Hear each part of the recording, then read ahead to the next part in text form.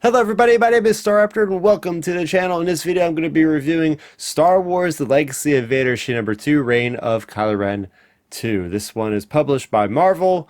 It's written by Charles Soule with artwork by Luke Ross. And right off the rip, I will say I am super jazzed, super hyped about this issue. I feel like a lot of people are going to be sharing screenshots and captures of this very issue because this is a remarkable dare I say, landmark issue in a Star Wars comic. There's so much new ground and territory paved by Charles Soule in the sequel trilogy era in between Last Jedi and Rise of Skywalker. So getting into it, of course, Kylo Ren, after the events of Last Jedi, is looking to kill his past. He's looking to even kill the past of Vader, and that leads him to Mustafar, to Fortress Vader, where he meets Vinay, who is now basically like a Bomar monk with his head that is attached to a mechanical body to keep him going on and on and on. And Vanya is basically the guide to Kylo Ren, and Kylo Ren wants to know as much about Vader as he can about his past, and that's where this issue picks up with Vanya and Kylo Ren traipsing around the ruins and the history of Vader on Tatooine.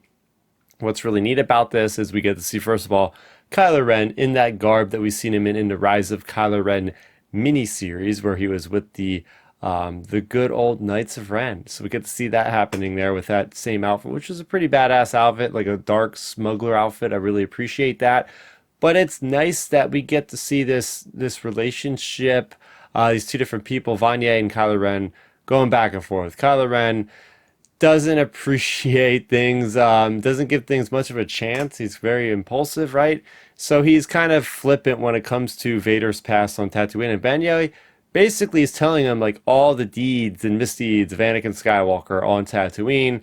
And he finds out that he got this information from Emperor's archives that the Emperor died. The Emperor kept a lot of very intrinsic, intense notes on Vader specifically, and all the things that Anakin told Palpatine about the Tusken Raiders, about him being a slave. All that's been documented, and that's why Vanya knows so much about this. And he's telling Kylo Ren, Ben Solo, like, look, this is an important planet. This planet is a flashpoint. Without what Anakin did on this planet, you wouldn't basically exist. These are all set in a timeline unfolding in different ways. And that leads them to different parts of Anakin's past. They go to the Mos Espa racetrack where they're beset upon by these thugs. And that's when Kylo Ren quickly dispatches them in a very violent way, where two of these characters both point guns at each other and kill each other because Kylo Ren commands it. It's pretty awesome stuff there.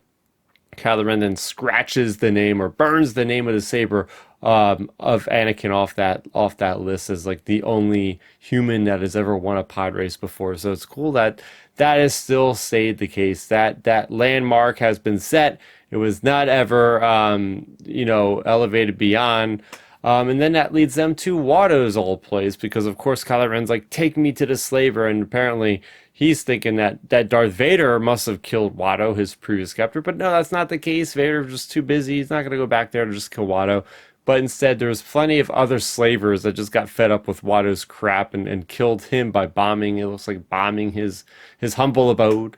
And then that leaves Kylo Ren to investigate Gardulla the Hutt. Now, Gardulla the Hutt was ultimately the higher up over Watto, and Kylo Ren wants to get revenge and erase the name of Vader from everybody. So he goes to Gardulla's palace, which I believe is the first time we ever see that on Tatooine. But before he gets there, he's riding a speeder bike akin to his grandfather Anakin Skywalker, racing across the dune seas. So that was a really cool, dichotomy, juxtaposition of Anakin versus Kylo Ren. And he gets there and he's making quick work of Rancors. And this is why this really stands out for me, is the amazing artwork by Luke Ross. The way to paint the picture of just the fighting style of Kylo Ren, just throwing his saber through somebody's chest, cutting off the legs of Rancors. Like, it would appear this guy's pretty powerful. So then when he gets to Gardulla the Hutt, he's taking out all the thugs, all these weak Quay thugs and whatnot.